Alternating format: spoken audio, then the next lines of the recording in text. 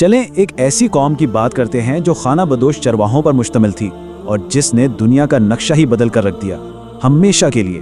جی ہاں، یہ منگولوں کی وہ ناقابل یقین کہانی ہے، ایک ایسی طاقت جس نے تاریخ کا رخ موڑ دیا اور ایک ایسی سلطنت کی بنیاد رکھی جس کی مثال ملنا مشکل ہے۔ سوچیں ذرا، ایک ہی سلطنت جو بحر الکاہل سے شروع ہو کر مشرقی یورپ تک جا پہنچی۔ یہ کوئی معمولی فتح نہیں تھی، نہیں، یہ تو دنیا کی تاریخ کا سب سے بڑا جڑا ہوا زمینی قبضہ تھا۔ اس کا پیمانہ اتنا بڑا تھا کہ آج بھی سوچ کر عقل دنگ رہ جاتی ہے۔ تو سوال یہ ہے کہ آخر یہ لوگ تھے کون؟ یہ صرف ایک فوج تو نہیں تھی، نہیں، یہ تو سخت جان اور بالکل نڈر جنگجوؤں کی ایک پوری قوم تھی، اور ان سب کی کہانی وہ ایک ہی شخص سے شروع ہوتی ہے۔ اور یہ سفر شروع ہوتا ہے ایک چرواہے سے جو بعد میں خان بنا۔ یہ کہانی ہے تیموجن کے ایک غیر متوقع عروج کی۔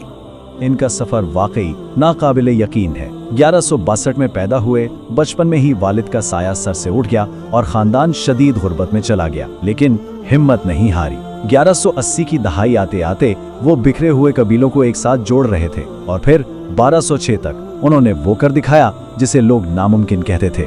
اور اسی کامیابی کے ساتھ ایک نیا نام سامنے آیا، چنگیز خان۔ یہ صرف ایک ٹائٹل نہیں تھا، نہیں، یہ ایک اعلان تھا جس کا مطلب تھا عظیم حکمران، اور یہ ایک ایسی نئی سلطنت کے آغاز کا نشان تھا جو دنیا کو ہمیشہ کے لیے بدلنے والی تھی۔ تو اب سوال یہ اٹھتا ہے کہ آخر انہوں نے یہ سب کیا کیسے؟ مطلب خانہ بدوشوں کے ایک چھوٹے سے گروہ نے اتنی بڑی بڑی سلطنتوں کو گھٹنے ٹیکنے پر کیسے مجبور کر دیا؟ اس کا راز ان کی جنگی مشین، ان کی ملٹری اسٹریٹجی میں چھپا تھا۔ دیکھیں، منگول فوج کا راز ان کی تعداد میں بالکل نہیں تھا، ان کی اصل طاقت تو تھی ان کی رفتار، ان کی تنظیم، اور سب سے بڑھ کر گھڑ سواری میں ان کی بے مثال مہارت۔ یہ ایسے جنگجو تھے جو سخت جان بھی تھے اور نڈر بھی، جنہیں میدانی زندگی کی سختیوں نے بالکل فولاد بنا دیا تھا۔ لیکن بات صرف میدان جنگ تک محدود نہیں تھی، وہ نفسیاتی جنگ یعنی سائیکولوجیکل وارفیئر کے بھی ماسٹر تھے۔ وہ اپنے نام کی دہشت اتنی پھیلاتے تھے کہ کئی شہر تو بنا لڑے ہی ہتھیار ڈال دیتے تھے۔ ماننا پڑے گا، یہ ایک صفاقانہ حکمت عملی تھی، لیکن انتہائی مؤثر بھی۔ تو اب آگے بڑھتے ہیں اور دیکھتے ہیں کہ اس جنگی مشین کو استعمال کر کے انہوں نے کیا بنایا۔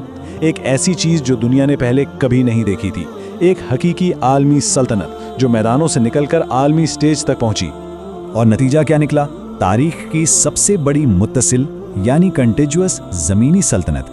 اس کا مطلب یہ ہے کہ ایک ہی حکمرانی کے تحت ایک بہت بڑا جڑا ہوا علاقہ۔ اس کا سائز، اس کا پیمانہ آج بھی یقین کرنا مشکل ہے۔ یہ سلطنت کہاں سے کہاں تک تھی، ذرا سوچیں۔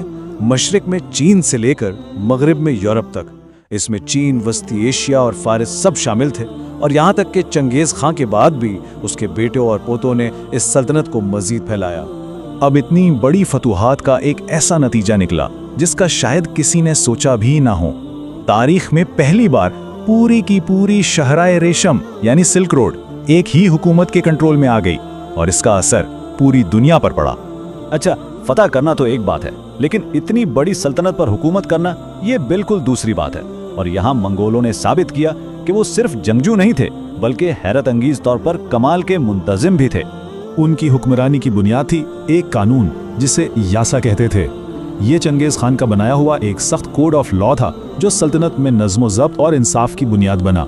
یہ سب پر لاگو ہوتا تھا، اور اس نے اتنے بڑے علاقے میں حیرت انگیز طور پر امن قائم کیا۔ تو یہ نظام کیسا تھا؟ دیکھیں، اس کے 3 اہم حصے تھے۔ پہلا قدم، یاسا قانون کو سختی سے نافذ کرنا۔ دوسرا قدم، ایک کمال کا ڈاک اور کمیونیکیشن سسٹم بنانا جسے یام کہتے تھے۔ اس نے پورے امپائر کو جوڑے رکھا۔ اور تیسرا قدم، جو کافی حیران کن ہے، وہ تھا مذہبی آزادی۔ سب کو اپنے عقیدے پر عمل کرنے کی اجازت تھی۔ لیکن جیسا کہ ہوتا ہے، تمام عظیم سلطنتیں ایک دن ختم ہو جاتی ہیں، لیکن ان کا اثر وہ ہمیشہ رہتا ہے۔ تو چلیں دیکھتے ہیں کہ منگولوں نے تاریخ پر کیا اثر چھوڑا، ان کی میراث کیا ہے۔ ظاہر ہے اتنی بڑی سلطنت کو ہمیشہ اکٹھا رکھنا اب تقریباً ناممکن تھا۔ وقت کے ساتھ ساتھ اندرونی لڑائیوں اور بغاوتوں کی وجہ سے یہ عظیم سلطنت چھوٹی چھوٹی ریاستوں میں بکھر گئی۔ تو پھر اس سب کا ہم پر کیا اثر پڑا؟ دیکھیں، جب انہوں نے اپنی دنیا میں شاہراہ ریشم کو محفوظ بنایا تو اس سے ہماری دنیا کی بنیاد پڑی۔ اس سے عالمی تجارت اور ثقافتی تبادلے کا راستہ کھلا۔ صرف سامان ہی نہیں بلکہ نئے آئیڈیاز، ٹیکنالوجی اور کلچر بھی ایک جگہ سے دوسری جگہ گئے۔ जिसने मशरिक और मगरिब को ऐसे जोड़ा जैसा पहले कभी नहीं हुआ था। तो आखिर में ये सवाल फिर भी रह जाता है, क्या वो सिर्फ आते थे या तहजीबों को बनाने वाले भी? क्या वो वहशी हमलावर थे जिन्होंने सब कुछ तबाह कर दिया, या फिर उन्होंने दुनिया को जोड़कर एक नए निजाम की बुनियाद रखी? सच्चाई हमेशा की तरह शायद इन दोनों के कहीं बीच में है। एक ऐसी ताकत जिसने पुरानी दुनिया को खत्म तो किया, लेकिन इसी अमल में हमारी आज की दुनिया की बुनियाद भी रख दी।